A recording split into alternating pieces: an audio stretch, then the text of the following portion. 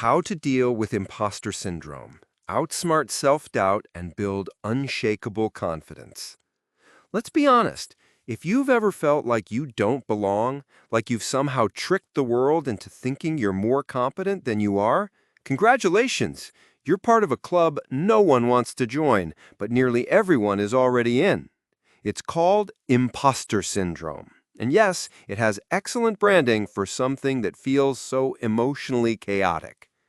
In this audiobook, How to Deal with Imposter Syndrome, Outsmart Self-Doubt, and Build Unshakable Confidence, we're going to pull back the curtain.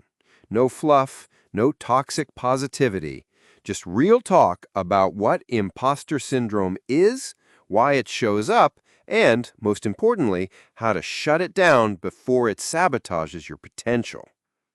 Let's start here. Imposter syndrome is not proof that you're a fraud. It's evidence that you care deeply about doing something well. That sounds almost poetic, doesn't it? But it's true. Part 1. What imposter syndrome is. First, let's clarify what imposter syndrome looks like. It's not just insecurity. It's persistent self-doubt that sticks around even when there's clear evidence of your success. You ace the interview and still wonder if they hired the wrong person. You win an award and think it was a mistake. You finish a project and expect someone to knock on the door and say, "We found out you're not actually that good." Sound familiar? Here's a wild fact. Even people at the top, CEOs, doctors, best-selling authors, experience this. Maya Angelou once said, "I've written 11 books, but each time I think, uh-oh, they're going to find out now." You're not broken. You're ambitious. Part 2. The root of the doubt. So where does this self-doubt come from? Let's take a walk down memory lane. Cue dramatic music. Back to school. Grades, comparisons, gold stars. Many of us were taught that being smart was about being right, not about learning. The moment we made a mistake, panic, shame, cue the inner critic. Add in perfectionism, high expectations, social media highlight reels, and voila! You have the perfect cocktail for imposter syndrome. And if you're part of an underrepresented group in your field, imposter syndrome doesn't just knock on the door, it camps out in your living room. Part 3. The pain points. Let's call out some real-life pain points, shall we? You over-prepare for everything just to make up for not being good enough. You reject compliments because they feel like lies.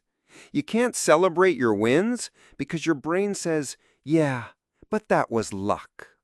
You stay quiet in meetings, even when you have ideas. You procrastinate, not because you're lazy, but because you're terrified your work won't be perfect. Sound familiar? Good. That means you're ready to change the narrative. Part 4. Turning the tables on imposter syndrome. Now, let's get to the good part. How do we deal with imposter syndrome? Tip 1. Name it. Imposter syndrome thrives in silence. The moment you say, "Hey, I'm feeling like a fraud right now," you take away its power. That voice in your head loses some of its grip when it's exposed to light. Say it out loud or write it down. Give it a name like Fraudy McFraudface, because humor helps too. Tip 2. Collect your receipts. Keep a confidence file. Every kind of email, achievement, and testimonial, save it. When your inner critic shows up, show them the receipts. This isn't ego. This is evidence. You didn't get here by accident. Remind yourself of that. Tip 3. Talk back to your inner critic. Here's a secret. Your brain isn't always telling the truth. Sometimes it's just telling you the loudest story. When you hear that inner voice say, "You're not qualified," respond with, "I've handled harder things," or "That's not helpful, brain." You don't need to believe every thought you think, especially the mean ones. Tip 4. Redefine success. Success isn't about perfection. It's about progress. Every time you step outside your comfort zone, you're succeeding. So you made a mistake. Fantastic. That means you're trying. That's growth. That's brave. Imposter syndrome hates that. Tip 5. Find your people. Surround yourself with people who normalize vulnerability, those who celebrate effort, not just results, who remind you of your worth when you forget it.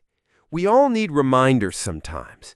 Even Beyoncé probably needs a hype squad. You deserve one too. Tip 6. Be okay with being a beginner. Experts are just beginners who kept going. When you're learning something new, imposter syndrome might flare up. That's okay. You're not failing, you're evolving. You don't need to know everything. You just need to be willing to learn. Part 5. Why this matters. Here's the hard truth. If you don't deal with imposter syndrome, it will hold you back. You'll downplay your ideas. You'll avoid new challenges. You'll dim your light to fit in. But if you do deal with it, you become unstoppable. When you learn to deal with imposter syndrome, you don't just silence self-doubt. You build unshakable confidence. You walk into rooms differently. You speak up. You take risks. You grow. And that's what this audiobook is really about. So yes, how to deal with imposter syndrome, outsmart self-doubt, and build unshakable confidence is more than just a catchy title. It's a roadmap, a permission slip, a power move. It's a reminder that confidence isn't about never doubting yourself. It's about not letting that doubt drive the car. Remember, you're not an imposter. You're a human being doing brave things. And that's pretty extraordinary.